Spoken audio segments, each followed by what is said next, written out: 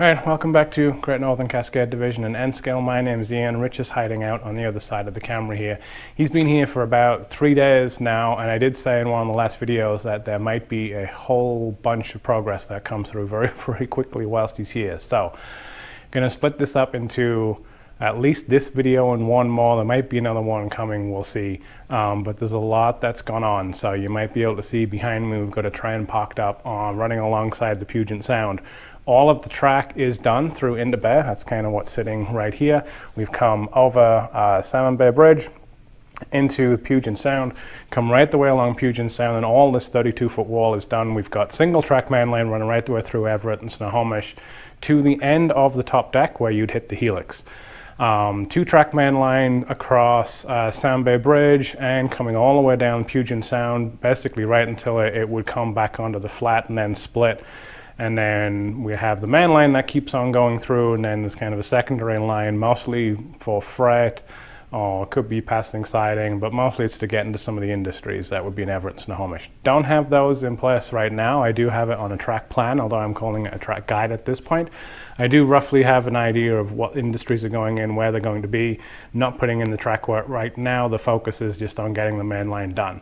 But what it means is, and hopefully you'll see in some of these running shots, can get trains from Seattle stations through the reversing loop, around the peninsula, down through Interbay, over Salmon Bay Bridge, along Puget Sound, right the way through Everett and Snohomish, so that they could hit that helix, and in track time they would go through the helix and come into Monroe. In real time, basically, they're out at Snohomish and into Monroe. So I'm going to cover a whirlwind of stuff that's gone on. There's no little kind of how-tos or time lapses or anything like that. It's just too much work to try and do this whilst we're also just trying to get a bunch done.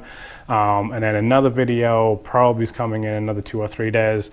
Gonna get as much progress as we can done on this middle deck. So hope you like this one. Enjoy, let me know what you think, especially along the Puget Sound. This part turned out really well, so skip ahead and look at that if you want to see the trends coming along the Puget Sound, because especially once the water gets filled in there, that's really going to be a pretty impressive scenic area that neither of us expected was going to be that way. All right, lot of progress with Rich here. He's playing with the dog and probably trying to keep him quiet, but he won't be.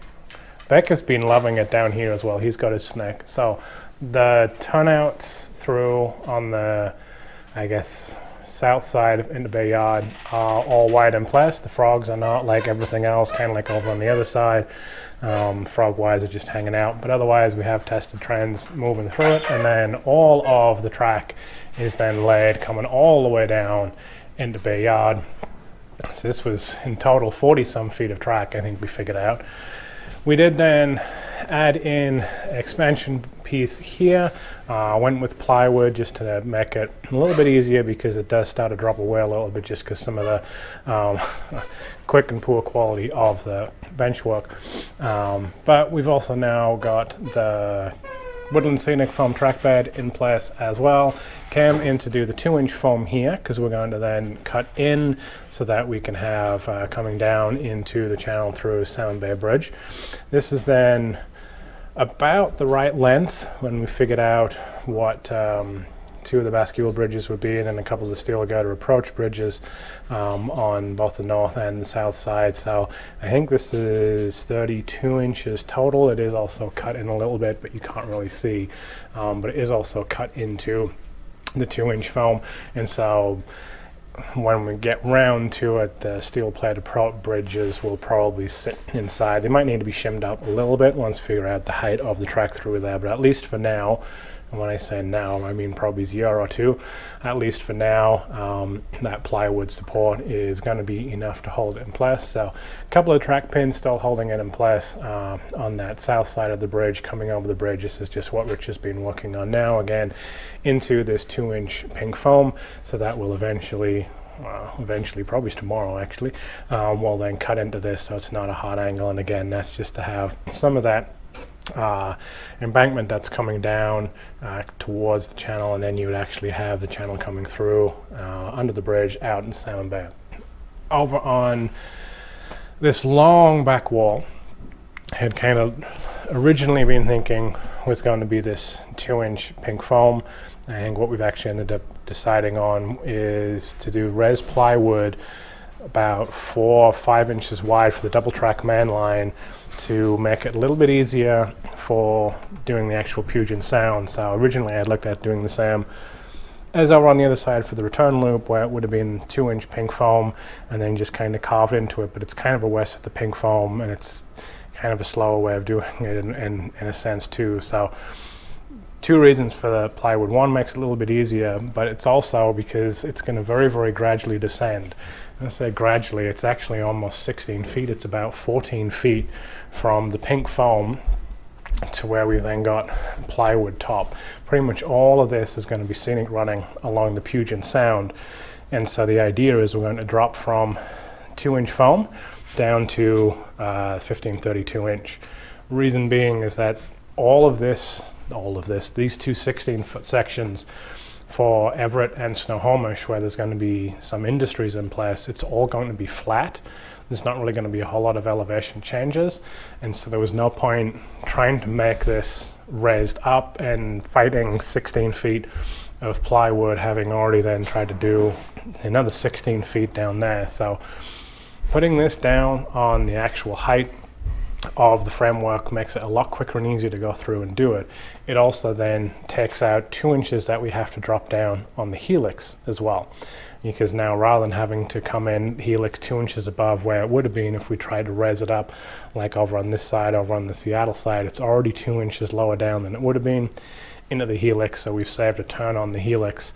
And then I've talked before, and I think we are going to go ahead and raise up probably this first 8-foot section where we've got Monroe, and then raise up the section for where the helix is going to be, or at least pivot it a little bit. So again, you'd have a gradual slope over the 8 feet, and again, that'll just cut out some of the running that needs to get done in the helix. So all of the track down through Interbay has been tested. We've ran trends all the way to the end, and then hopefully tonight we'll be able to get the track in and around that horseshoe coming over Salmon Bay Bridge, so that over the next day or so we can then start to get in the gradually descending raised plywood part for coming along Puget Sound, and then basically just nail gun this down and then get those 2 main lines plowing through until we come to number 10, I think it was, turn out all the way on the end. It's kind of parked out there ready to go into the helix. So Rich has got a great fest for radio. He's hanging out, so he's not going to come on camera, but a lot of this has been his good ideas, hasn't it? I claim nothing. I claim nothing. This is with the sea of soda cans weighing all the track down. We got all the track bed, the woodland scenic foam track bed down. The bridge is in place over onto this other side, the pink 2-inch foam. Double man line all the way through. You got 1 turnout hiding out over here. That's actually what will then lead into Interbay Yard. And so technically the main line is on the diverging route, but because it's a number 10 turnout, it's kind of hard to see with the soda cans there. It does actually flow really, really smoothly, and it's really like there's no turnout there. So the bridge, again, temporary, probably is a 2-year temporary. So it's not perfectly flat just because of the plywood and just because of trying to do some amount of twisting because of the framework, but otherwise it'll work fine. You probably won't even notice it when the trends go over. So we're going to let this dry overnight and then come back tomorrow, lift it all up, and then try running trends over it. Everything is wired up underneath. Again, nothing's soldered in yet, but we do have the feeder wires all in place for these tracks, so it should just light up and be able to run trends in the morning.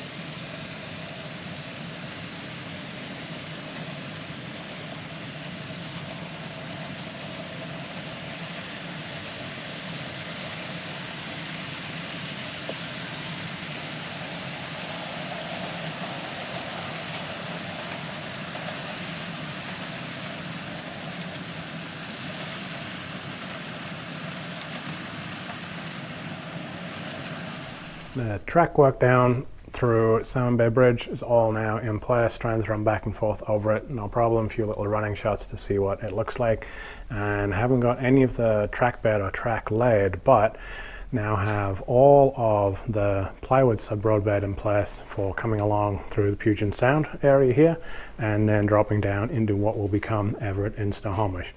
That part's kind of boring, it's flat, and we'll get to that probably in a few minutes video time, or it'll be a day or so real time. But the Puget Sound area is cut in with plywood, so it's the exact same 1532 inch plywood that we've used for the Seattle stations and for the Interbay yard area.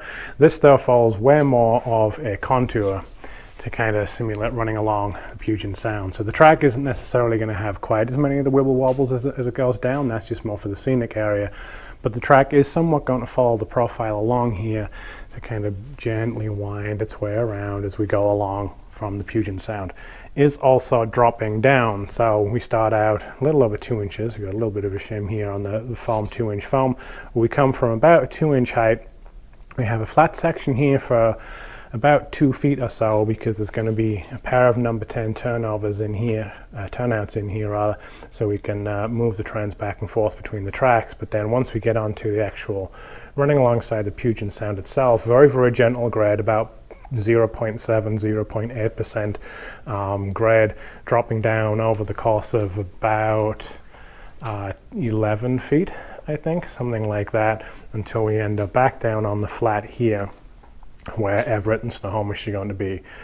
And like I'd said in the previous little clip, that's really a function of this needs to be flat anyway, because there's going to be some logging industries, timber mill, paper mill, stuff like that coming in here.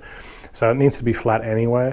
Couldn't be bothered trying to fight 16 feet or so leveling on all of those little wood shims, and it also then takes out 2 inches coming down through the helix. So it wasn't originally planned to have this kind of gentle grade coming down through the Puget Sound. This one's all Rich's idea, right? 10-4. This was all Rich's idea to put the grade in here, and it actually worked out really, really well. Originally, I had been looking at putting in the 2-inch pink foam, kind of like I did over on the other side for the return loop, and cutting into it. Would have been a lot of cutting and kind of a lot of waste, and there's no way we could have done the grade down either. So I think that this ended up, we both think this ended up looking really, really good. So looking forward to getting some of the track down and seeing how it will look once the trains come around over the bridge, and rather than hitting a stopping point, they can then come around the bridge and then start to make their way along the Puget Sound. So not really prototypical that it would be descending along here, but we're also completely on the opposite side. We're running essentially south-north rather than north-south. So we're completely on the wrong side if it was prototypical to Puget Sound, so I don't care that there's a bit of a grade here, and I think it fits well for then again a function of needing to have a helix. So make some progress on the track bed, make some progress on putting the track down, 2-track main line all the way through Puget Sound and then into Everett and Snohomish. It will still be 2-track, but the rear track will mostly be for serving some of those industries. So freight trains might go through there to keep the main line clear for passenger trains and stuff like that. So 2 tracks right the way through until we hit that flat section, and then we'll probably just do single main line, because I don't care about figuring out all the turnouts and stub tracks and stuff for the industries just yet. So now fun shots where I have a whole bunch of random assortment of things weighing down the track, because everyone makes fun of me when I do that. But this was more than a few minutes later in video time, but we now have all of this track work down and in place. And I really like how this kind of very gradual curves as you will be running along the Puget Sound has kind of all come together. This was not an area where I really expected there to be much rail fanning that would be going on here, but now that we've got track down, now that we also have that kind of very gentle 0.8, 0.9% gradient coming off the Salmon Bay Bridge and sweeping around, running down along the sound towards Everett and Snohomish. This actually looks pretty darn cool, just the way that you've got that kind of gradual sweeping curves, very much capturing, I think, prototype running along the Puget Sound. wouldn't obviously have the gradient kind of the same, very much a function of modeled railroading, so that we've got a little bit less work to do on the helix there, and it adds a little bit something else along here as well. I really like Rich's idea, although I don't want to give him too much credit for going with the plywood rather than having the 2-inch pink foam and having to cut it all away. Again, that really helped with adding in that gradient. It made it a whole lot better than just having a flat section, I think, because realistically, the more Rich and I have talked, once we get onto this middle deck, which is really the scenic section running along Highway 2, rail fanning from, you're going to be coming into Monroe here, come down, you're going to go down through Startup, Sultan Startup, Gold Bar passing siding, and here Index on the end of the Center Peninsula, and then over on the other side coming into Skycomish, and then starting to move up towards the Cascade Tunnel there. Is going to be a little bit different in that most of that track work is actually going to be on the flat, really. There's not going to be a whole lot happening on that second deck track work. It's going to stay pretty flat, probably on the 2-inch foam. Highway 2, the actual road, might go up and down around it, but it's going to be mostly on the flat. So adding in a little bit of elevation here, I think actually works out really well. You know, it's probably going to be one of the few sections of long track work here. Maybe it's coming out the helixes, and when we go through the Cascade Tunnel over on the other side, we'll have some amount of that as well. But otherwise, this worked out really well. So gonna quick come through, clean up the track work here, just run the bright boy over to clean up the track, and then we'll see if we can get some revenue earning service. Finally, we've got cargo train that's been hanging out there, freight that's been waiting to get over Salmon Bay Bridge out of Interbay Yard. So we're gonna get some services moving along the Puget Sound here, heading down towards Everett and Snohomish. So another quick thing, if anyone from Ryobi or Home Depot watches this channel, then hello, welcome. If anyone would like to sponsor the channel as well for the amount of free advertising that Ryobi gets in and amongst all the construction that goes on, this is about half of it. The other half's in the garage to do some of the bigger cutting. That would be great. Reach out and let me know if Ryobi wants to sponsor this channel, please. Hi.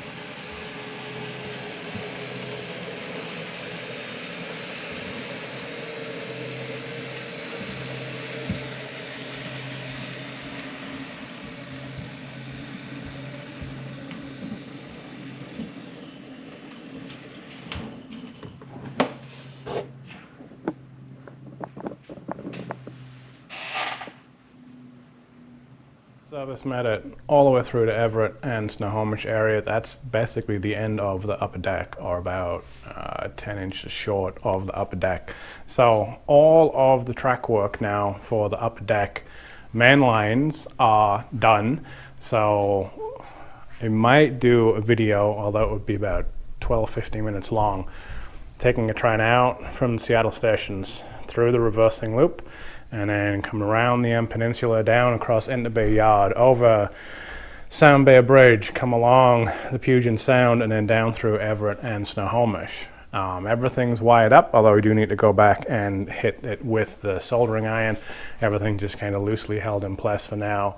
I think I'm going to call this video to an end. I'm going to split it up because otherwise it's just going to become one long monster video. This has been about 3 days worth of progress to get all the main lines done in Interbay, get Salmon Bay Bridge done, and then all the way down Puget Sound and through Everett and Snohomish. And we've still got at least another 3 full days, probably, that we can get work done. Easily that. So middle deck is going to be next. That should move pretty quickly. That's mostly going to be 2-inch foam, single track main line, a couple of different passing sidings, Monroe, Gold Bar, and then onto Skycomish. So I'm going to call this one an end. Going to have some videos spliced in throughout this, hopefully, of seeing some of these trains running. And then again, in a few minutes, you will have another video already that will show you probably the next 2 or 3 days worth of progress on that middle deck.